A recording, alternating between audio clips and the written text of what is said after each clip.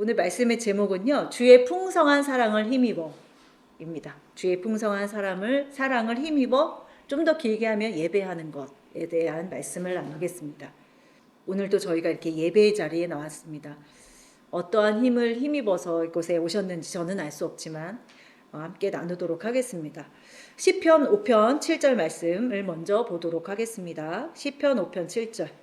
오직 나는 주의 풍성한 사랑을 힘입어 주의 집에 들어가 주를 경외함으로 성전을 향하여 예배하리이다 라고 말씀을 시작합니다.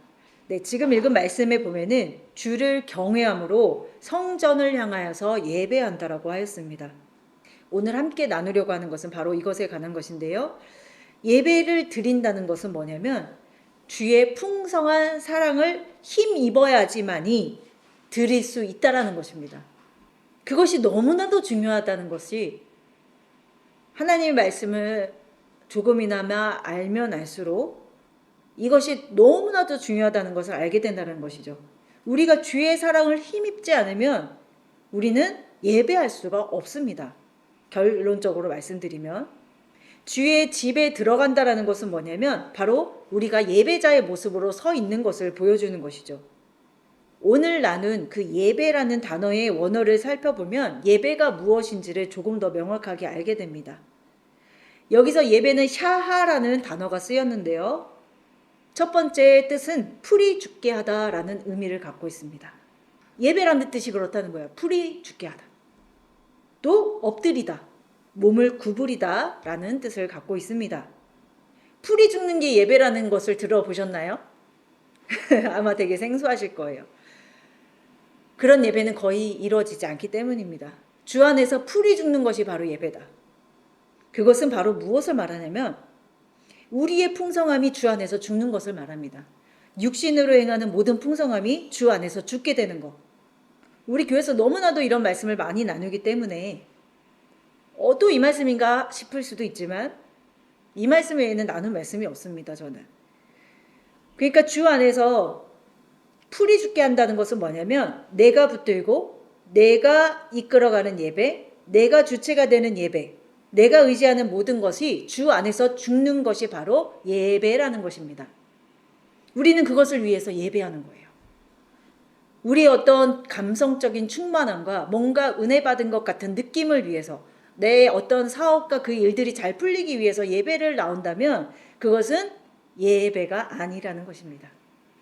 주의 풍성한 사랑을 힘입어 예배한다라는 것이 오늘 처음 읽은 말씀인데요. 다시 말하면 뭐라면 주의 풍성한 사랑을 힘입으려면요. 우리의 풍성함이 죽어야 돼요. 그래야지 우리는 주의 풍성한 사랑을 의지하게 됩니다. 그리고 주의 성전을 향하여서 바라보게 된다라는 것이죠. 이사야 40장 6절에서 8절 말씀을 보겠습니다. 풀이 죽는 것이 무엇인지에 대해서 이 풀은 그 풀은 아니지만은 이 본질의 말씀을 함께 보려고 하는 것입니다. 말하는 자의 소리여 외치라 대답하되 내가 무엇이라 외치리이까 하니 이르되 모든 육체는 풀이요 그의 모든 아름다움은 들의 꽃과 같으니 풀은 마르고 꽃이 시들면 여호와의 기운이 그 위에 불미라. 이 백성은 실로 풀이로다. 풀은 마르고 꽃은 시드나 우리 하나님의 말씀은 영원히 서리라 하라라고 하고 있습니다. 자, 예배는 뭐냐면요. 우리의 풀과 꽃이 시드는 게 예배예요. 그것이 이루어지지 않으면 그것은 예배가 아니에요. 우리가 아름답게 여겼던 예배들, 예배 형식들, 많은 형식들이 있잖아요. 예배며 교제며 예물이며 여러 가지들이 있는데 이것이 풀이 될 수 있고 꽃이 될 수 있어요. 보기에는 굉장히 그럴싸하고 아름답습니다. 하지만 이것이 주 안에서 죽어야 돼요. 그게 예배예요. 주 안에서 그것이 먼저 죽어지는 것이 예배의 시작이라는 것입니다. 그러려면 어떻게 되냐면 지금 읽은 말씀처럼 여호와의 기운이 그 위에 불어야 돼요. 그러면 우린 예배 자리에 나와서 무엇을 삼아야 되냐면 여호와의 그 기운, 입에서 나오는 말씀, 그것이 여호와의 기운이죠. 그것이 우리 가운데 제대로 불게 되면 우리 안에 이 일이 벌어지는 거예요. 우리는 사람의 기운을 받으려고 예배 자리에 나오는 게 아니에요. 누구 집사님 얼굴 보고 누구와 교제하려고 예배 나오는 게 아니에요. 하나님의 그 입에서 나오는 말씀의 기운을 받기 위해서 예배 자리에 나오는 거예요. 지금 읽은 말씀처럼 여호와의 기운이 그 위에 불므로 무슨 일이 벌어지냐면 풀은 시들고 꽃이 시드는 일이 벌어진다는 겁니다. 이 일을 사모함으로 예배 자리에 나오셨다라면 정말 예배 드리러 나오신 거예요. 근데 우리가 처음부터 이것을 알고 예배 자리에 나오진 않습니다. 저도 처음에는 모든 그런 교제와 이런 것이 너무 재밌어서 이제 예배 자리에 나가기 시작했죠. 어렸을 때도. 근데 우리가 주의 말씀을 알므로 예배가 무엇인지 알게 되는 것이고 본질을 알게 되는 것이고, 그래서 정말 오늘 서두에 읽은 말씀처럼 여호와의 사랑을 힘입어야지만 우리가 예배자가 되는구나, 그렇게 우리가 걸어가는 것이죠. 우리는 교회에 나와서 이제 말씀을 전하는 자들, 또한 우리가 교제 가운데서도 하나님의 그 말씀이 전하여짐으로 그 기운, 여호와의 말씀의 기운을 받을 수 있습니다. 하지만 그 진리의 말씀이 빠진 사람의 소리, 이런 것들은 이 꽃과 풀이 시드는 일이 없어요. 그저 겉으로 보기에는 굉장히 은혜가 넘치는 예배인 것만 같죠. 우리는 분별할 수 없어요. 하나님께서 아시겠죠. 여호와의 기운이 우리 가운데 부는 교회, 그 교회가 참된 교회인 것이죠. 이런 상태가 되어야지만이 주의 풍성한 사랑을 힘입는 것을 사모하게 되는 것인데요. 우리가 풀이라는 것, 들의 꽃같이 시들어버릴 존재라는 것을 알지 못하면 하나님의 풍성함을 사모하지 않습니다. 왜냐하면 지금도 충분히 이 예배는 즐겁고 이 예배는 은혜롭기 때문에 하나님의 풍성한 사랑 따위는 별로 관심이 없습니다. 겉으로 보이는 사랑, 겉으로 보이는 예배, 거기에 이미 만족해 있기 때문에 하나님의 풍성한 사랑에는 별로 관심이 없다라는 것이죠. 오히려 하나님의 풍성한 사랑이라고 속아져 있는 것들이 사실은 많은 것이죠. 요즘에 이제 바깥에 나가보면 굉장히 이제 꽃들이 막 피기 시작했죠. 너무너무 예쁘죠. 너무너무 예뻐서 우리는 그것에 막 열광하고 막 그러잖아요. 근데 이거 이제 얼마 못 가잖아요. 솔직히 한 달? 한 달도 안 가죠. 2주 지나면 아마 다 떨어질 것 같은데 우리가 이것에 굉장히 열광합니다. 이렇게 잠깐 아름답게 피었다 사라지는 것들에 우리는 열광하고, 이 찰나에 없어지는 것들에 우리는 굉장히 집중을 해요. 지금 예배에 대해서 얘기하고 있는 거예요. 그렇지만 보기에 별로 아름다워 보이지 않고 뭔가 일어나지 않고 이러면은 우리는 이거는 아무것도 아니라고 생각을 한다는 것이죠. 왜냐하면 우리는 보이는 거. 요즘 수요 말씀에 어떤 말씀이 중점이냐면 하나님은 외모를 보시지 않고 중심을 보신다라고 하시잖아요. 그 외모라는 것이 바로 풀과 꽃이에요. 겉으로 보이는 화려함과 겉으로 보이는 아름다움에 집중하는 것들이 바로 외모, 겉의 모습이라는 것이죠. 우리의 육신은요, 외모를 취할 수밖에 없어요. 겉의 모습에 열광할 수밖에 없어요. 겉으로 드러나는 일들에. 하지만 하나님의 관점을 갖게 되면 우리는 외모가 아닌, 겉으로 보여지는 모습이 아닌 그 안의 것이 무엇인지를 사모하게 된다는 것이죠. 아까 다시 한번 이제 또 말씀드리면, 우리가 우리의 풍성함이 주 안에서 그 기운이 불모로 죽어지고 주의 풍성한 사랑을 향하여서 시선을 돌릴 때 우리는 그때 집에 들어가게 되는 거예요. 주의 집에. 저도 읽었잖아요. 주의 집에 들어가. 우리 지금 다 주의 집에 들어왔다고 생각하시죠? 이건 외모예요. 외모. 우리는 외모적으로는 다 예배 자리에 나왔어요. 주일 되면 외모적으로는 다 모여요. 하지만 주가 보시는 건 그게 주의 집에 들어온 거 아니에요. 여기 50명이 앉아있어도 하나님 보시기엔 한 명만 들어와 있어도 있어요. 그 한 명이 주의 집에 들어온 거예요. 그 한 명은 누구일까요? 하나님의 풍성한 사랑을 힘입어서 온 자가 바로 주가 보시기에는 주의 집에 들어온 자인 거예요. 여기 1000명 있어도 소용없어요. 주의 풍성한 사랑을 힘입어서 온 게 아니면, 자기의 풍성함을 의지해서 온 거면 1000명 아니에요. 그건 외모. 주의 집에 들어왔다고 해서 다 들어온 거 아니라는 것입니다. 그게 외모라는 거.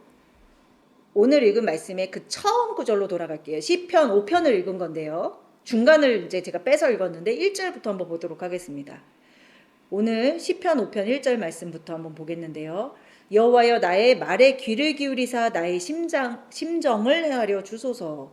나의 왕 나의 하나님이여 내가 부르짖는 소리를 들으소서. 내가 주께 기도하나이다 라고 했습니다. 주의 집에 들어간 자가 드리는 기도예요. 주의 집에 들어갔다는 것이 무엇인지 말씀드렸죠. 진정으로 주의 집에 들어간 자가 드리는 기도입니다. 지금 읽은 말씀에 이제 기도의 모습이 나오는데요. 우리가 이제 일반적으로 예배라고 하면은 뭐 이론적으로 기도와 찬양과 말씀이라고 이야기하죠. 지금은 이제 기도에 대해서 나왔는데 여호와여 나의 말에 귀를 기울이사 나의 심정을 헤아려 주소서라는 기도를 합니다. 우리가 기도를 한다는 것은 뭐냐면 하나님께서 들으신다는 믿음을 갖고서 기도라는 것을 하잖아요. 근데 여기서 중요한 것은 나누고자 하는 것은 하나님께서 듣지 않으시는 기도가 있다는 거예요. 일단 오늘 나눈 말씀으로 돌아가면 주의 집에 들어온 게 아닌 거에서 시작하는 기도는 하나님께서 당연히 받지 않으세요. 먼저 시작은 주의 사랑을 힘입어 주의 성전에 들어온 자의 기도가 하나님 앞에 당연히 올라가겠죠. 근데 외모, 겉으로만 들어와 있는 자의 기도는 당연히 다 듣지 않으시겠죠. 근데 말씀을 통해서 보도록 하겠습니다. 어떤 기도를 듣지 않으시냐면 이사야 59장 3절, 이사야 59장 1절부터 볼게요. 여호와의 손이 짧아 구원하지 못하심도 아니요 귀가 둔하여 듣지 못하심도 아니라 오직 너희 죄악이 너희와 너희 하나님 사이를 갈라놓았고 너희 죄가 그의 얼굴을 가리어서 너희에게서 듣지 않으시게 함이라. 듣지 않으시는 기도가 있다라는 겁니다. 너희의 죄가 하나님의 얼굴을 가리어서 하나님으로 하여금 듣지 않게 하였다는 것입니다. 그리고 3절에 보면은 이는 그 이유가 뭐냐면 너희 손이 피해 너희의 손가락이 죄악에 더러워졌고 너희의 입술은 거짓을 말하고 있고 너희의 혀는 악독을 내고 있다라는 거예요. 근데 우리는 손에 피가 있는지 죄악에 더러워졌는지 입에 거짓이 있는지 몰라요. 왜냐하면 풍성하기 때문에. 아름다운 꽃처럼 보이기 때문에 그것이 악독이라는 생각을 안 한다는 것입니다. 그래서 오늘 예배 잘 드렸다. 오늘 은혜 받았다라고 이야기하는 거예요. 우리끼리. 손에 피가 있다라는 것은 무엇을 뜻하냐면 이것은 본질이 없는 예배. 형식만 가진 예배. 외모만 취한 예배를 말하는 거예요. 외모만 있는 교회. 그러니까 곡식을 이렇게 딱 눌러보면은 속이 비어 있는 거 있잖아요. 겉에 모습은 있는데 속이 쭉정, 그걸 쭉정이라고 하잖아요. 쭉정이 예배예요, 쭉정이 예배. 그러니까 겉에 모양은 있어, 외모는 있는데 안에 아무것도 없는 거예요. 그걸로 뭐 하실까요? 뭐 할까요? 그거는 태워서? 태우죠. 태워버리죠. 그 아무 쓰잘데기 없잖아요, 그거. 속에 탁 했는데 아무것도 없으면 모양은 있는데 손에 피가 없다라는 것은 바로 그 본질이 빠진 예배를 말하는 거예요. 짐승만을 잡는, 지금은 예배를 이렇게 드리지만 예전에는 짐승을 잡았잖아요. 그러니까 짐승만을 잡는 표면적인 희생, 그것이 손에 피가 있는 거예요. 외모만 있는 상태죠. 본질이 빠진 입술에서 나오는 모든 말씀이 거짓이고요. 그 혀에서 나오는 모든 말씀이 바로 악독이라는 것입니다. 여호와의 기운이 불므로 우리 안에 시들어야 된다라고 아까 말씀드렸죠. 그것이 예배라고. 그런데 여호와의 기운이 아닌 사람의 입에서 나오는 그 사람의 기운이 바로 거짓이고 악독이라는 거예요. 하나님의 말씀이 불므로 우리 안에 풀과 그것들이 말랐다면 사람에게서 나오는 그것은 사람을 죽게 하는 거예요. 죽게 한다는 건 뭐냐면 마치 독사에게 물린 것처럼 마비가 되어서 무엇이 진리인지 알지 못하는 상태, 그것에 그냥 취해 있는 거예요. 이것이 예배야. 이것이 은혜야. 이사야 1장 11절부터 또 보면요.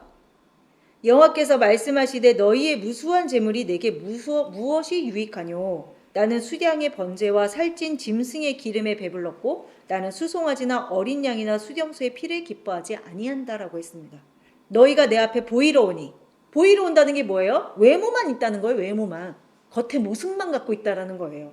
우리가 남편하고 사는데 혹은 뭐 자녀하고 사는데 겉으로만 사랑하는 척 한다고 생각해 보세요. 그것만큼 괴로운 게 없을 것 같아요. 겉의 모습은 사랑이고 남편이라는 모습을 갖고 있는데 그 안에 그 내용이 없는 거 우리 마음으로 다 느껴지잖아요. 하나님이 그것이 너무 싫다라고 하시는 거예요. 모습은 있는데 그 안에 그 하나님께서 원하시는 진정한 하나님이 원하시는 그 사랑이 없는 거예요. 그러니까 기뻐하지 않으시는 거죠.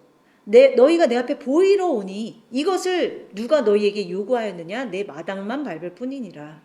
헛된 재물을 다시 가져오지 말라. 분향은 내가 가증히 여기는 바요. 월삭과 안식일과 대회로 모이는 것도 그러하니 성회와 아울러 악을 행하는 것을 내가 견디지 못하겠다라고 이야기하십니다. 내 마음이 너희의 월삭과 정한 절기를 싫어하나니 그것이 내게 무거운 짐이라. 내가 지기에 곤비하였느니라. 너희가 손을 펼 때에 내가 내 눈을 너희에게서 가리고 너희가 많이 기도할지라도 내가 듣지 아니하리니 이는 너희의 손에 피가 가득하다라고 하고 계십니다. 아까 읽은 말씀하고 같은 말씀이죠. 손에 피가 가득한 것은 외모만을 취해서 짐승을 잡는 예배를 말하는 거예요. 절기를 싫어하신다는 것은 너희가 절기를 지키지 말아라는 것이 아닙니다. 절기 자체는 하나님께서 정하신 것인데 그 안에 무엇이 없으므로 하나님의 뜻, 그 본질이 없으므로 그것을 싫어하시는 거예요. 굉장히 엄중한 말씀이죠. 왜냐하면 이 모습은, 외모는 우리가 다 갖고 있기 때문에 그렇습니다. 예물도 있어요. 말씀도 있고 절기도 있어요. 모든 교회에 이것이 다 있습니다. 그런데 눌러보면 속에 아무것도 없는 거예요. 외모만 있는 거예요. 외모만. 그러니까 하나님께서 그런 예배 나는 내게 무거운 짐이다. 그런 예배 듣지 않는다. 받으시지 않는다라고 얘기하신 거죠. 너희가 많이 기도할지라도 너희가 무슨 절기를 다 지킨다 해도 나는 그것을 받지 않겠다라고 말씀하시는 거예요. 지난주에 목사님 통해서도 그 절기에 대해서 이야기하시면서 본질이 빠진 절기가 뭔 의미가 있다는 거예요. 부활절이며 뭐 성만찬이며 많잖아요. 그래요. 겉으로는 다 지킨다고 해요. 성만찬도 하고 뭐 추수감사절도 하고 부활절도 다 있어요. 모양은 다 있는데 딱 눌러보니까 아무것도 없는 거야. 눌러보니까 아무것도 없다는 것은 그 안에 예수 그리스도의 십자가의 본질이 빠졌다라는 걸 얘기하는 거예요. 뭐 성만찬도 있고 뭐 성탄절 뭐 다 있어요. 막 무수한 풀과 꽃이 막 만발을 했습니다. 지금 벚꽃 핀 것처럼. 그러니까 사람들이 열광하는 거예요. 아, 이 교회 부흥하고 있구나. 뭔가 있구나. 그런데 눌러보니까 아무것도 없는 거예요. 중요한 것은 그것을 지키느냐 안 지키느냐가 중요한 게 아닙니다. 그것은 외모예요. 지키는 것도 외모고 지키지 않는 것도 외모예요.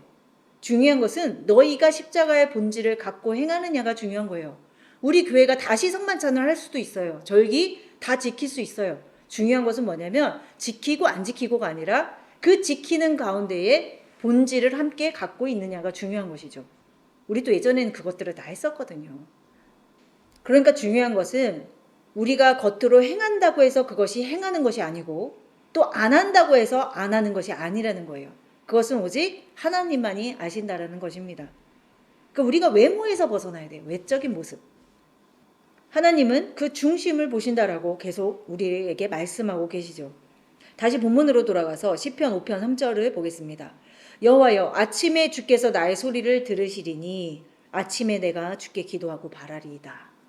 아침에 기도를 들으신다 그러면 이제 우리는 지금 저녁에 기도하고 있기 때문에 이 기도는 안 들으시겠죠? 네. 아침에 주께서 나의 소리를 들으신다는 것은 뭐 1차적으로는 아침일 수 있겠죠. 다윗이 이때 아침이 기도한 것으로 있겠지만 그것은 뭐냐면 제가 깨닫는 것은 아침이라는 것은 이제 모든 것의 시작. 내 중심의 시작. 그것을 아침이라고 이제 이야기한 것이죠. 어떤 시간적인 의미보다는 모든 것의 중심의 시작이라고 저는 그렇게 깨달아집니다. 나의 중심으로 드리는 그 기도, 그것이 아침인 것이고 저녁은 뭘까요? 우리가 이제 성경에서 말하면 저녁은 아침과 밤이 섞인 상태가 저녁이에요. 저녁. 그러니까 저녁은 뭔가 희미한 상태. 그런 것을 이야기하죠. 그러니까 성경에서는 아침, 점심, 저녁 이런 것이 문자 그대로이기보다는 그 안에 어떤 뜻이 있는 거예요. 4절 말씀 보면은 주는 죄악을 기뻐하는 신이 아니시니 악이 주와 함께 머물지 못하며 라고 말씀하십니다. 우리의 육신은요, 죄를 기뻐하게 돼 있어요. 그건 100%예요. 100%. 하나님은 그 육신의 생각을 기뻐하지 않으신다라고 하십니다.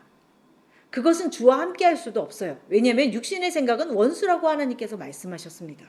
근데 우리가 육신인데 그럼 어떻게 하죠? 우리 육신은 죄를 너무 기뻐하는데요. 근데 우리의 육신은 하나님과 거하지 못하는데 그러면 어떻게 해야 될까요? 그래서 예배하는 거예요. 그래서 하나님의 기운이 불어서 우리 안에 그런 것들을 태우시고 가르시는 역할을 하는 것이 바로 예배라는 것입니다. 우리가 할 수 있는 게 아니에요. 그래서 창세기 천지창조의 말씀으로 돌아가 보면 나누는 일들을 하시잖아요. 우리 안에서. 천지창조는 어떤 우주의 창조이기보다도 그것도 당연한 것이지만 우리 안에 하나님의 나라가 세워지는 것이 바로 그 천지창조의 말씀이잖아요. 창세기 1장 4절부터 9절 말씀에 보면은 계속 나누는 일들이 있습니다. 이 일이 언제 벌어진다고요? 여호와의 기운이 불 때. 예배 가운데에 여호와의 기운이 우리 가운데 불므로 이 일이 벌어지는 거예요. 예배 가운데 이 일이 벌어진다고 한번 상상을 해보세요.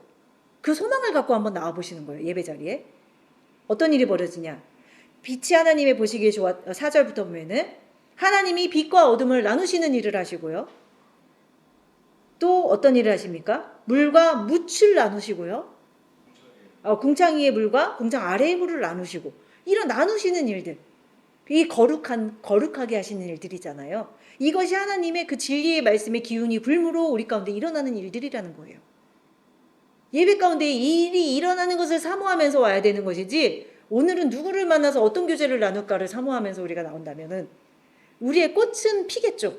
뭐 풀은 무성해지겠지만은 하나님의 예배하고는 상관없는 예배를 드리고 가는 거예요. 차라리 집에서 쉬는 것이 낫겠죠. 이러한 나누는 일들이, 이러한 일들이, 나눠지는 일들이, 구별되는 일들이 우리 안에서 일어나는 것이 바로 예배인 것이죠. 저부터도 하나님과 상관없는 예배를 무수하게 드렸을 것이고 지금도 드리고 있을 수도 있습니다. 제가 여기 와서 말씀을 나눈다고 해서 나는 그렇지 않다라는 얘기를 하는 것이 아니죠. 5절 말씀에 보면은 오만한 자들은 주의 목전에 서지 못한대요. 우리가 처음에 읽었던 말씀은 주의 집에 들어가는 것이 나오는데, 이건 반대로 주의 목전에 서지 못하는 자가 나와요. 그는 누구냐면 오만한 자예요. 오만한 자들은, 우리는 이제 사전적인 의미는 알고 있지만 제가 원어로 살펴보게 되면은 자랑하는 자들이라고 나와 있습니다. 정신없이 짓거리는 자들이라고 나와 있어요. 오만한 자는요. 무엇을 자랑할까요? 세상의 지혜죠. 그야말로 세상의 지혜. 근데 자랑한다고 해서 나 오늘 무슨 일이 있었어 막 이런 이제 자랑이라기보다도 뭐냐면 내가 육신의 구조를 갖고 있으면 그것은 다 자랑이 되는 거예요. 내가 옳다라고 여겨지는 것들을 나누는 말씀 그 자체가 바로 자랑이 되는 거예요. 그러니까 자기에게서 나오는 것은 다 자랑인 거예요. 그런 자랑하는 자들, 그것이 바로 뭐냐면 중언부언하게 되는 것이고, 정신없이 짓거리는 자들이 되는 것이고, 조금 더 깊게 나아가서 이들은 파리의 영을 갖게 되는 거예요. 계시록에 보면 계시록이 아니죠. 창세기에 보면은 그 재앙 중에 파리 재앙이 있고 막 이러잖아요. 파리의 뜻이 뭐냐면 시끄러운 거. 파리들 모여 있는 거 들어보셨죠? 왱왱왱왱 뭐 엄청나잖아요. 그러니까 정신없이 짓거리는 자들, 파리의 영을 가진 자들이 되는 것이고, 그들이 바로 오만한 자인 거예요. 오만한 자. 본질을 갖지 않은 채, 자기 안에 무엇이 비어있는지도 모른 채 쭉정이인 채로 나누는 모든 것, 그것이 옳다라고 여기면서 떠드는 것이 바로 자랑이라는 것입니다. 그게 오만한 것이고요. 근데 그 상태로 우리는 예배하고 있다는 거예요. 이것이 예배다라고 하면서 예배를 드리고 있다는 것이죠. 그럼 하나님은 그들을 뭐라고 하냐면 행악자라고 하는 거예요. 너희들은 지금 살인을 하고 있구나. 우리가 예배 드리면서 내가 행악자라는 생각 해보셨나요? 거의 그런 생각하기 쉽지 않습니다. 예배를 드리지 않아서 내가 오늘 집에 있으면 그렇게는 생각하겠죠. 나는 오늘 사탄의 마귀의 게임에 넘어갔어. 그래서 나는 오늘 교회를 못 갔어. 뭐 이런 생각은 하겠죠? 근데 오늘 우리 집사님처럼 막 먼 곳을 뚫고 왔어. 막 힘든데 왔어. 그런데 나는 행악자야. 뭐 이런 생각 하시나요? 거의 그런 생각 아마 안 하실 거예요. 이것이 또 외모가 되는 것입니다. 안 나왔다고 해서 행악자가 되는 거 아니고, 나왔다고 해서 또 행악자가 아닌 것도 아니에요. 행악자라는 것은 바로 내가 육체의 구조, 육신의 구조를 갖고 있을 때 행악자가 되는 것이죠. 그러니까 진리를 갖지 않은 모든 행위, 그것이 살인이고 도둑질이고 간음이 되는 것이고 거짓말하는 자가 되는 거예요. 그런데 그런 행악자는 바로 누구일까요? 오늘의 주인공은 누구일까요? 바로 나예요. 나. 지금 읽은 말씀들, 살인을 저지르고 거짓말하고 행악자하고 막 파리처럼 떠들고, 이게 다 나라는 것을 아는 거. 그게 바로 예배의 출발. 그것을 깨달아야 되는 거예요. 그것이 다라는 것을 깨닫는 거. 그것을 깨닫게 되니까, 그것을 이렇게 깨닫게 되면 그 다음에 이제 벌어지는 일이 오늘 처음 읽은 말씀, 7절 말씀. 오직 나는 주의 풍성한 사랑을 힘입어야지만이 주의 집에 들어갈 수 있는 자이고, 경외를 할 수 있는 자이고, 성전을 향하여서 예배할 수 있는 자라는 걸 알게 되는 거예요. 성전을 향해서 예배한다는 거 아까 뭐라 했죠? 예배가? 풀이 죽는 거. 풀이 죽는 자가 되는 거예요. 막 떠들고 난리 부르스 치던 자가 주의 안에 왔더니 주의 기운이 불므로 다 떨어져 나갔어. 풀도 떨어지고 꽃도 시들고, 나는 아무것도 아니로구나. 풀이 팍 죽어버린 거예요. 그러니까 오직 주의 사랑을 힘입어야지만 내가 찬양도 할 수 있고 말씀도 나눌 수 있고 예배자가 되는 거구나. 그때서야 예배를 드리는 것이구나. 그래서 8절 말씀에 여호와여 나의 원수들로 말미암아 주의 공의로 나를 인도하시고 주의 길을 내 목전에 곱게 하소서. 이 원수가 바로 내 안에 있는 나예요. 나를 부인되지 않는 나. 왜 부인되지 않아요? 주의 기운을 못 받았어요. 주의 그 말씀의 기운을 받아본 적이 없는 거예요. 그러니까 맨 10년, 20년 다녀도 내가 부인되지 않는 거예요. 왜? 그 기운을 받아본 역사가 없어요. 맨 10년, 20년 동안 사람의 입에서 나오는 그 기운, 사람에게서 느껴지는 그런 막 느낌, 이것만 맨 받은 거예요. 그러니까 되게 즐거운데? 되게 너무 좋은데? 그 사람들의 영적 상태를 살펴보면 자기가 부인됨이 없는 거예요. 그러니까 겉으로도 맨 자기 자랑이야. 입만 열면 자랑해. 아까 그 자랑은 그 자랑이 아니지만은 저도 그런 믿는다고 하는 자들을 많이 만나보았지만은 입만 열면 자랑이야. 입만 열면. 근데 주 안에서 기운이 부러지고 주 안에서 풀이 죽은 자들이 입만 열면 자랑할까요? 우리가 육신을 갖고 있기 때문에 자랑도 하죠. 자랑도 또 필요합니다. 저도 자랑할 때 있어요. 그렇지만 제가 이제 말씀드리는 것이 무엇인지 아실 거라고 생각이 됩니다. 로마서 8장 7절부터 보면요. 육신의 생각은 하나님과 원수가 된다라고 합니다. 이는 하나님의 법에 굴복하지 아니할 뿐 아니라 할 수도 없어요. 할 수도. 육신에 있는 자들은 하나님을 기쁘게 할 수 없다라고 하십니다. 육신에 속한 나는요. 주인공은 나예요. 이 육신에 속한 나는 절대로 하나님 앞에 굴복할 수가 없어요. 그런 자가 아니에요. 어떻게 굴복할 수가 있겠어요? 그리고 하나님을 어떻게 기쁘시게 할 수가 있겠어요? 절대 못해요. 육신에 속한 나는요. 그렇지만 이것은 매우 단순합니다. 오늘 본문의 주제인 주의 사랑을 힘입게 되면 해요. 주의 사랑을 힘입으면 그때서야 우리는 하나님의 법에 굴복을 해요. 그리고 그때서야 하나님을 기쁘시게 할 수 있는 일이 내 안에서 일어나는 거예요. 그 전에는 다 외모예요. 다 외모. 우리가 하나님 기뻐하게 하신다고 막 여러 가지 일을 할 수 있잖아요. 근데 지금 일어난 일들이 벌어지지 않으면 일단은 그건 외모예요. 근데 그 외모도 있어야 돼요.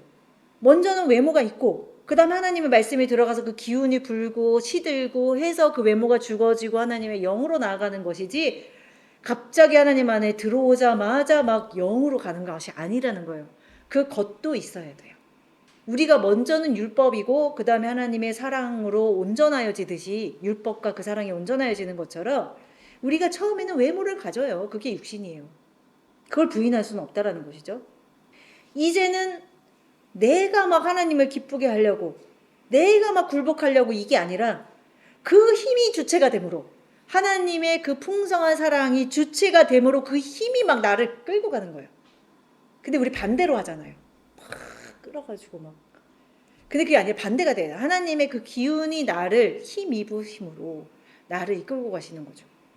저번에도 한번 말씀드렸는데 여러분들은 사랑이라는 것을 한번 해보셨나요? 누군가를 사랑한 게 누군가를 사모해 본다면 우리 목사님은 있으셨다는 것을 제가 들었습니다. 우리 장로님과 지금 이제 부부신데 한참 이제 사랑에 불타오르실 때 막 연애 편지를 막 뭐든지 할 수 있잖아요. 그 사랑을 위해서. 막 그 사랑이 이끌고 가잖아요. 막 거리가 막 어마어마하게 멀어도 그 사랑이 그 거리가 문제가 되지 않잖아요. 매일 보고 싶고 매일 만나고 싶고 그 거리가 문제가 되지 않고 막 그 사람의 그 어떤 뭐 손톱의 때까지도 예뻐 보이는 게 사랑이잖아요. 아닌가요? 근데 우리 이동호 목사님은 저 사랑하지 않나 봐요. 제 들어온 걸 안 좋아해요. 그거 농담이고요. 아무튼 사랑이라는 것은 모든 것을 이기고도 남는 인간의 사랑도 이러한데 우리가 하나님의 사랑에 만약에 힘을 입게 된다면 이건 어떻게 되는 거예요 도대체. 네, 저도 아직은 그 지경에 들어가지 못했습니다. 왜냐면 아직도 이런 육체적인 사랑이 너무 저에게 풍부해요. 막 벚꽃도 펴있고 막 진달래. 저는 완전 꽃밭이에요. 꽃밭 마음이. 예. 아까 꽃을 싫어한다 했지만 저의 마음은 꽃밭입니다. 너무 좋아하는 게 많아요. 언젠가는 또 하나님의 사랑을 힘입는 것을 엄청 사모할 때가 오겠죠. 네. 네, 아무튼 그렇습니다. 하나님의 사랑이 주체가 되어서 이끌고 가시면 우리는 누가 하지 말라고 해도 해요. 그게 사랑이에요. 그게 사랑. 우리 유명하잖아요. 고린도전서 13장에 쭉 보면 네가 뭐 방언과 천사의 뭐 말을 할지라도 그것은 소리나는 꽹과리고 시끄러운 소리. 그리고 믿음이 있을지라도 사랑이 없으면 아무것도 아니고 네가 구제하고 몸을 불사라도 사랑이 없으면 아무것도 아니고 그 사랑이 뭐라고요? 하나님의 사랑. 그것이 주체가 되지 않으면 이게 아무것도 아니라는 거예요. 다 아무것도 아니에요. 아무것도 아니에요. 그냥 외모. 사랑의 모습을 한 그 쭉정이. 그런데 하나님의 사랑은 언제까지나 떨어지지 아니하고 하나님의 사랑은 부분적으로 알고 부분적으로 예언하는 것들이 온전함으로 나아가게 하는 것이 하나님의 사랑이에요. 고린도전서 13장 11절에 말씀하잖아요. 내가 어렸을 때에는 말하는 것이 어린아이와 같고 깨닫는 것이 어린아이와 같고 생각하는 것이 어린아이와 같다가 이것이 과정입니다. 이것이 겉이에요. 겉. 외모. 처음에는 외모로 우리가 취해요. 그런데 거기서 멈추면 안 되고 어떻게 된다고요? 장성한 사람이 되어야 돼요. 장성한 사람. 장성한 사람이 되면 어떻게 되냐면 어린아이의 일은 버리게 돼 있어요. 근데 10년, 20년 후에도 계속 어린아이야. 하나님의 기운을 받지 못하니까 사람으로부터 막 사랑을 갈구해. 어떤 집사님이 나한테 관심을 안 주니까 교회는 안 나가버려. 왜? 사람의 기운에 관심이 있는 거예요. 그거 계속 어린아이인 거, 계속 어린아이. 그러니까 막 시험 들고 막 삐지고 막. 근데 그 어린아이의 일에 머물 수도 있는데 계속 거기에 있다는 거예요. 계속. 그게 문제인 거예요. 그런데 우리가 장성하여지면 이제 사람의 관계에서 떠나서 하나님의 사랑을 힘입어 그 사람의 관계까지도 덮어서 이끌고 가는 그게 되는 것이죠. 사람의 사랑을 버리라는 게 아니에요. 하나님의 사랑으로 그 관계까지도 온전하여진다는 것을 말씀드리는 것이죠. 그러면서 고린도전서 13절에 그런즉 믿음, 소망, 사랑 이 세 가지는 항상 있을 것인데 그 중에 제일은 사랑이다라고 마치고 계십니다. 그 사랑의 주체는 바로 예수 그리스도시죠. 그리고 그 사랑의 주체는 곧 그 입에서 나오는 말씀, 그 기운, 진리의 말씀이신 것이죠. 그것이 빠지면 아무것도 아니라는 거예요. 다 외모라는 것입니다. 다시 시편 5편 9절의 말씀에 보면 그들의 입에는 신실함이 없고 그들의 심중이 심히 악하고 그들의 목구멍은 열린 무덤 같고 그들의 혀로는 아첨하는 것이라는 거예요. 그것이 아니면, 그 사랑이 아니면 하나님이여 그들을 정죄하사 자기 꾀에 빠지게 하시고 그 많은 허물로 말미암아 그들을 쫓아내소서. 그들이 주를 배역하나이다. 그들은 누구예요? 내 안에는 육신의 구조. 그것을 쫓아내야지만이 우리가 그때 풀이 팍 죽어요. 그것이 내 안에서 막 여러 성을 짓고 막 원주민으로 막 살고 있으면 우리는 죽지 않습니다. 하나님의 기운이 불어서 자기 꾀에 빠져야 되고요. 자기 허물로 말미암아 막 진흙탕에서 한번 뒹굴어 봐야 돼요. 그때 우리는 하나님 앞에 절규하면서 기도해요.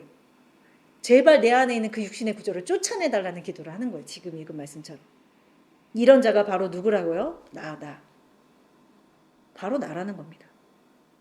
지금 읽은 말씀에 보면은 9절 말씀에 그들의 입에 신실함이 없고 그들의 심중이 심히 악하고 열린 무덤 같고 그들의 혀로는 아첨한다고 돼 있어요.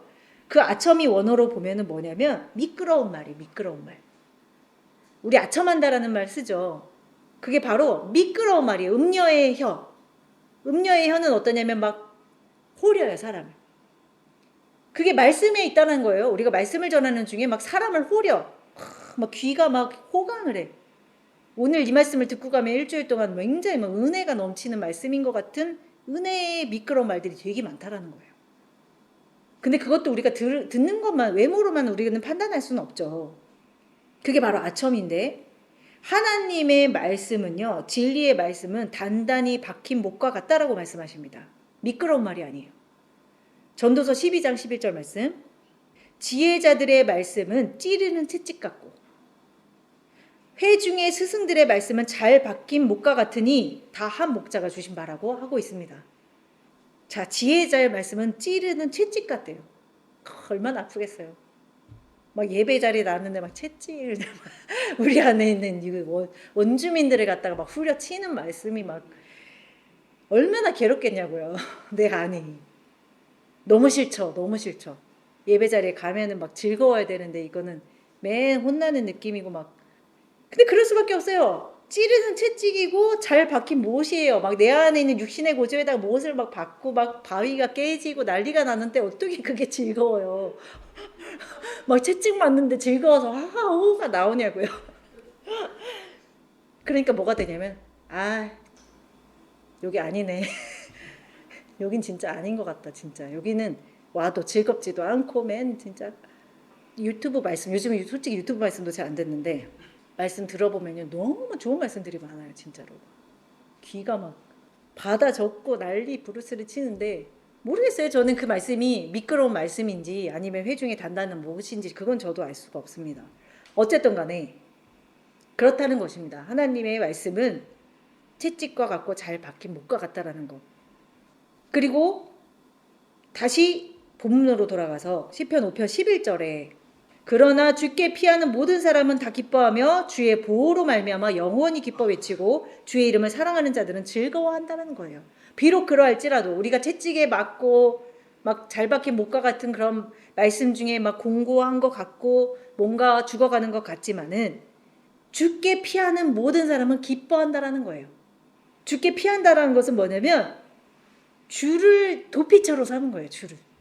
어떤 사람의 구조로 막 도피처로 삼은 게 아니라 오직 주를 소망으로 삼은 자들, 주를 도피처로 삼은 자들, 주를 신뢰하고 소망을 가지는 자들을 보호하신다라는 거예요.